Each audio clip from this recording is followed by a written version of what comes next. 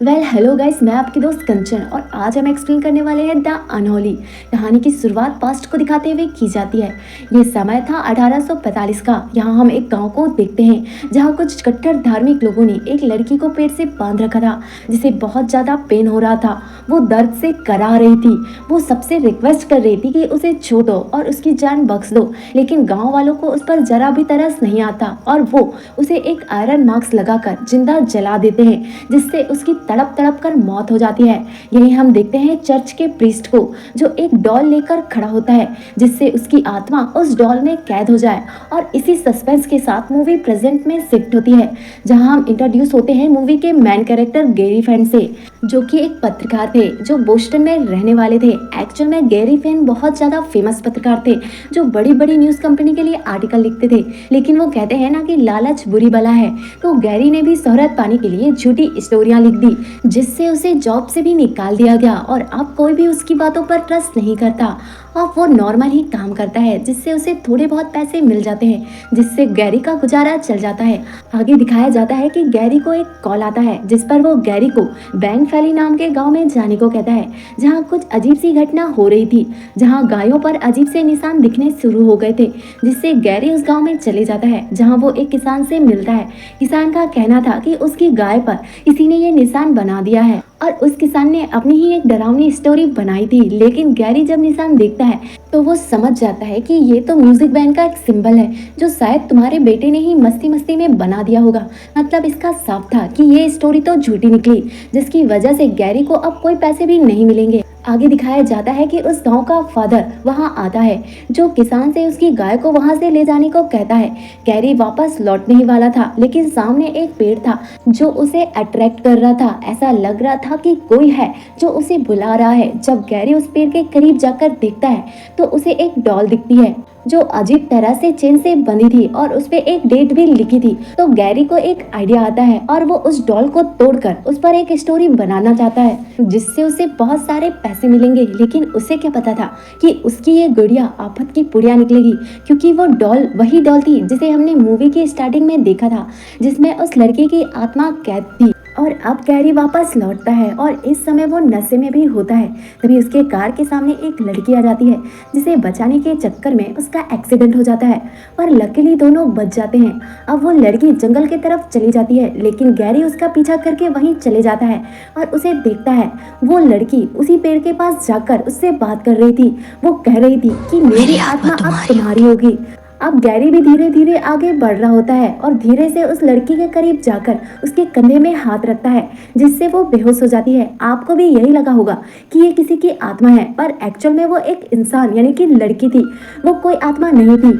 और अब गैरी उस लड़की को उठाकर चर्च में ले आता है, जिससे उसे पता चलता है कि उस लड़की का नाम एलिस है, जिसके गार्जियन फादर हैगन है। अब वो लोग डॉक्टर को बुलाते हैं, जिसका नाम डॉक्टर नतालिया होता है। वो एलिस को चेक करती है, लेकिन एलिस बिल्कुल ठीक थी। यहाँ हैरानी की बात तो ये थी कि एलिस बोल नहीं सकती थी, यानी बचपन से ही वो गूंगी थी। पर गैरी इसी बात से हैरान था कि उसने पेड़ के पास एलिस को बात करते देखा था।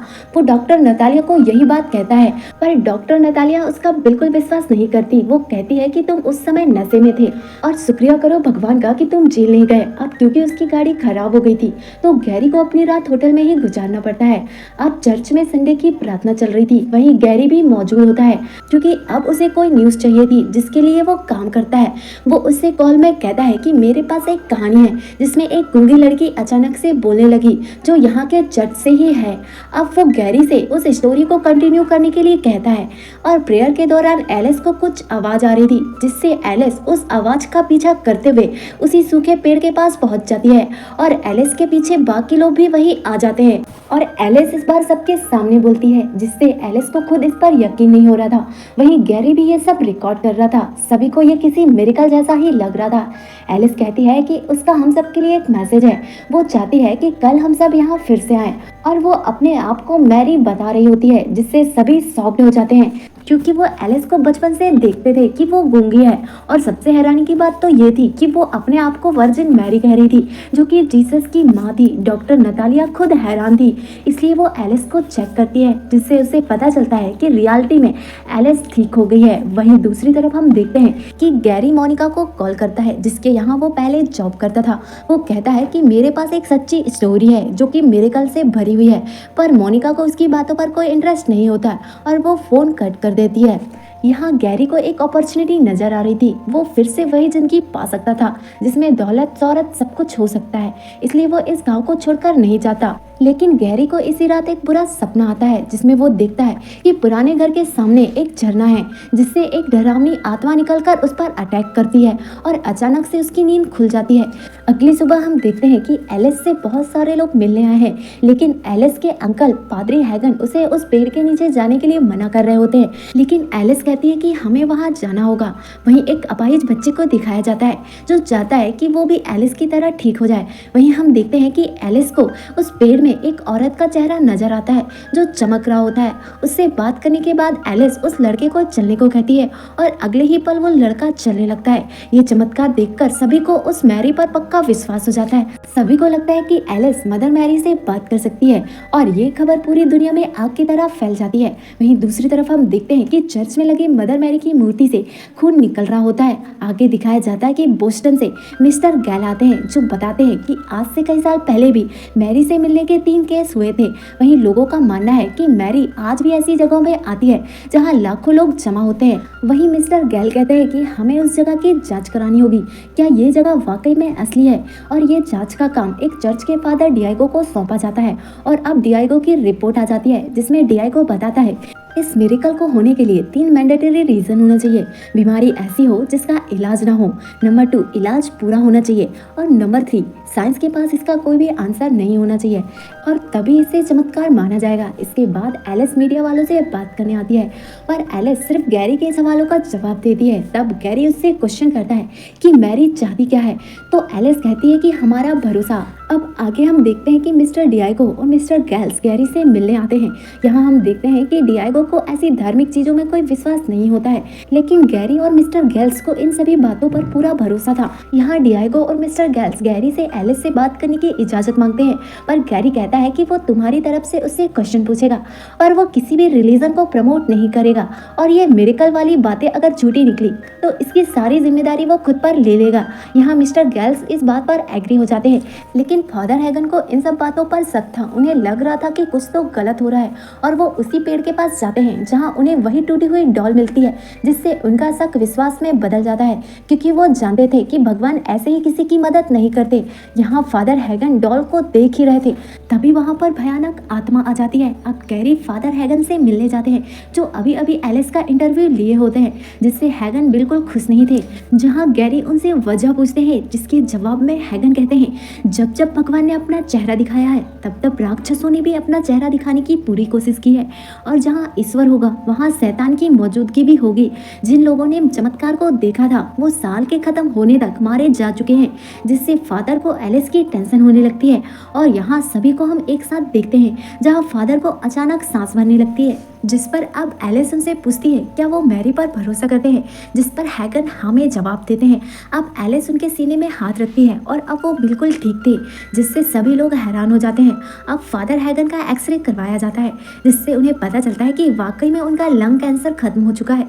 डियागो को भी अब इन सब बातों में ट्रस्ट हो जाता है। इसके बाद दिखाया जाता है कि उस पेड़ को एक होली ट्री यानी कि पवित्र जगह घोषित कर दिया गया है, जहाँ पर लाखों लोगों का आना जाना लगा होगा। वहीं एलिस अब लोगों के लिए सुपर हीरो थी और गैरी को भी बड़ी बड़ी कंपनी से ऑफर आ रहे थे। तभी मोनिका का भी कॉल आ जाता है, जिससे गैरी कहता है कि अगर तुम लोगों को उसके साथ काम करना है तो उसे बड़ी पोस्ट देनी होगी, क्योंकि एलिस से बात करने की अथॉरिटी केवल उसके पास थी। आगे सीन में हम फादर हैगन को देखते हैं जो चर्च में होते हैं, जो खुद के ठीक होने पर बहुत ज्यादा हैरान थे। तभी उन्हें चर्च के बेसमेंट में एक पुरानी डायरी मिलती है, जिसमें स्पिरिट आत्माओं शैतानों के बारे में स्केच बने थे और काफी कुछ लिखा होता है। तभी उन्हें एहसास होता है कि कोई उन्हें देख रहा है। अब हम गैरी और डॉक्टर नतालिया को एक साथ देखते हैं, जहां डॉक्टर नतालिया उनसे पूछती है कि तुमने फ्रॉड स्टोरिया क्यों बनाई, जिससे गैरी मैरी कहता है कि पब्लिसिटी के लिए ये बिल्कुल नशे की तरह है, जहाँ गैरी उसे डॉल के बारे में भी बताता है और कहता है कि उसे एक डॉल मिली थी जिस पर अजीब सी डेट लिखी थी 31 फरवरी 1845, लेकिन एक्चुअल में तो 31 फरवरी कभी आती ही नहीं, क्योंकि फरवरी में या तो 28 दिन होते हैं या 29। वहीं डॉक्टर नतालिया उनसे कहती है कि ऐसा लोगों का मानना है कि ऐसी डॉल में बुरी शक्तियों को कैद किया जाता है और उन पर ऐसी ही डेट लिख दी जाती है जो कभी आएगी ही नहीं, ताकि वो आत्मा उसी में कैद रहे। ये सुनकर गैरी थोड़ा शॉक्ड हो जाता है। अब दोनों साथ में टहल रहे होते हैं, तभी गैरी को एक नदी दिखाई देती है जिसे वो सपने में देख चुका था। डॉक्टर नतालिया बताती है कि 19वीं सदी में ये जगह चर्च की प्रॉपर्टी में शामिल हो गई थी। अब गैरी को भी शक होने लगा था। अब जैसे ही वो पानी में झांकता है तो उसे वही आत्मा की शैडो दिखाई देती है जिसे उसने सपने में देखा था, जिससे वो बहुत ज्यादा डर जाता है।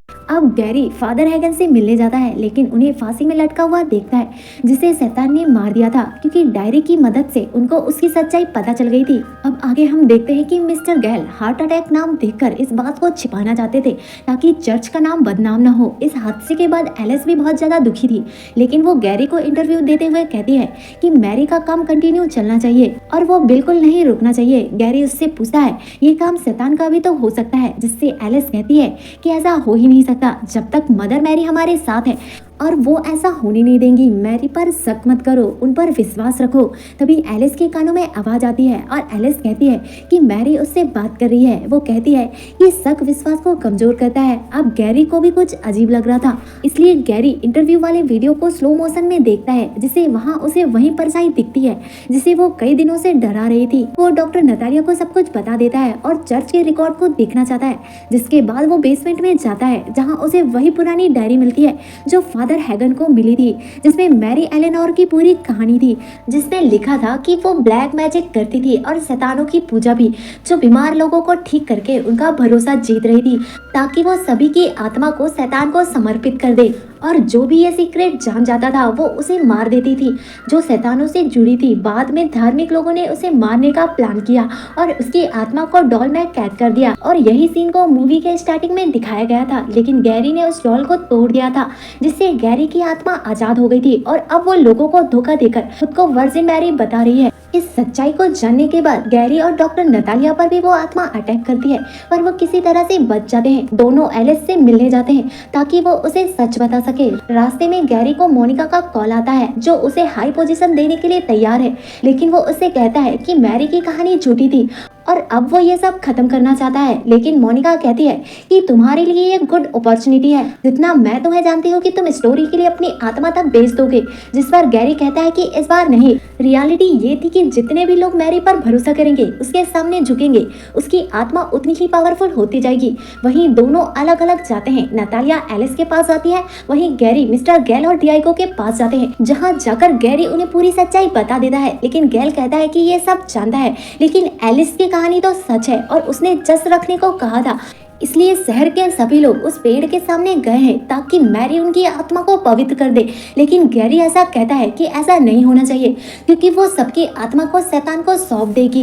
इस पर मिस्टर गैल कहते हैं कि ट्राई कर लो, आपकी बात पर कौन यकीन करेगा। यहाँ डॉक्टर नतालिया गैरी को कॉल करती है और कहती है कि उसे कोई भी एलिस से नहीं मिलने दे रहा। वहीं गैरी नतालिया को बताता है कि एलिस मैरी की लास्ट वंशज है, अगर एलिस को कुछ होता है तो वो आत्मा भी नहीं रहेगी। तभी हम देखते हैं कि गैरी पे वो आत्मा हमला कर देती है, जिसे बचाने के लिए डियागो आता है, जो कुछ पैरास पढ़कर उसे भगा देता है। अब डियागो उस मैरी की आत्मा को डॉल में कैद करना चाहता है और प्लानिंग करने लगता है। वहीं दूसरी तरफ हम एलिस को देखते हैं, जिसने जश्न रखा था, जहां शहर के सभी लोगों को बुलाया होता है, जिसका लाइव टेलीकास्ट भी चल रहा होता है। वहीं एलिस सभी से कहती है कि उन सभी को अपनी आत्मा मैरी को सौंपना होगा। वहीं दूसरी तरफ डियागो को देखते हैं, जो कि रिचुअल कर रहे होते हैं, पर चर्च की मूर्ति में आग लग जाती है और वो गिर जाती है, जिससे डियागो की डेथ हो जाती है। अब गैरी ये बात समझ गया था कि मैरी पर बहुत से लोग ट्रस्ट करने लगे हैं, इसलिए उसकी पावर्स बढ़ रही हैं और उन्हें लोगों को बताना होगा कि ये सब एक झूठ है, ताकि उसकी सारी पावर कम हो जाए। वो दोनों वहां पहुंच जाते हैं जहां एलिस ने जश्न रखा था और सभी लोगों से बात कर रही थी। वहां गैरी सबको कहता है कि ये सब झूठ है, ये मैंने एक झूठी कहानी बनाई थी। नतालिया एलिस को सिंबॉलिक लैंग्वेज में समझाती है कि मैरी एक शैतान है है जो उससे झूठ कह रही है। एलिस को उससे लड़ना होगा। अब गैरी ने पहले भी ऐसी झूठी स्टोरी बनाई थी जिससे लोगों को शक हो गया था। अब एलिस भी उसकी बात समझ जाती है और कहती है कि ये सब झूठ है। अब लोगों का मैरी पर से भरोसा हट जाता है। तभी उस पेड़ पर आग लग जाती है जिससे सभी डर जाते हैं और उसकी आत्मा पेड़ से बाहर निकल आती है और सबसे पहले बिशप किल पर हमला करती है क्योंकि उसने अपनी आत्मा उसे सौंप दिया था। अब वो गैरी को भी मारने वाली होती है पर एलिस गैरी के सामने आ जाती है जिसके कारण एलिस पर उस आत्मा का हाथ लग जाता है और उसकी डेथ हो जाती है। वहीं एलिस ही उसकी आखिरी वंशज थी तो मैरी की आत्मा भी भस्म हो जाती है। एलिस के मरने से वो बहुत दुखी था। अब वो भगवान से प्रेयर करता है कि उसकी वजह से एलिस ने अपनी जान गंवा दी और ये प्रार्थना सच्चे मन से की होती है जिससे भगवान उसकी प्रेयर सुन लेते हैं और एलिस की सांसें चलने लगती हैं। वहीं हम देखते हैं कि एलिस फिर से बोल नहीं सकती थी क्योंकि जैसे ही मैरी मरी उसके सारे चमत्कार खत्म हो गए। वो अपाहिज लड़का जो चलने लगा था वो फिर से व्हील चेयर में आ जाता है और लास्ट सीन में हम देखते हैं कि वो सभी फादर हैगन की कब्र में जाते हैं। वहीं दूसरी तरफ हम मदर मैरी के आंख से खून निकलता हुआ देखते हैं और इसी के साथ ये मूवी का द एंड हो जाता है। अगर आपको एक्सप्लेनेशन पसंद आया तो वीडियो को लाइक और चैनल को सब्सक्राइब करके हमें सपोर्ट कीजिए।